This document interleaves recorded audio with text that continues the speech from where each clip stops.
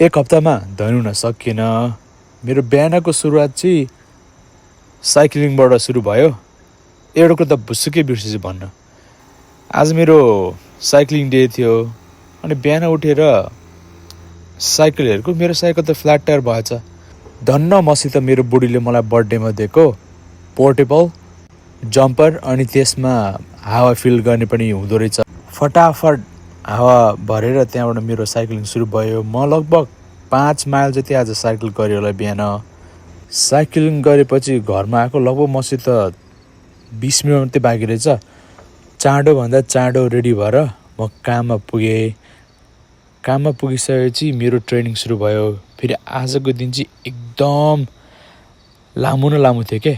हाम्रो रिक्रुटिङमा नयाँ सिस्टम आएको छ, त्यसको बारेबाट ट्रेनिङ थियो। अनि पुरा नोट लेख्नु पर्ने थियो के। अनि पछि बसेर सबैजना ग्रुप डिस्कसन पनि गर्नुपर्ने थियो।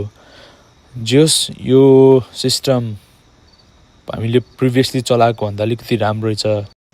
मेरो काम पनि सिद्धियो। काम सिद्धिएपछि म लागेँ कसकोतिर। मेरो बुढीको नि एकदम बिजी स्केड्युल थियो आज, त्यही भएर सपिङ गर्न म गएँ।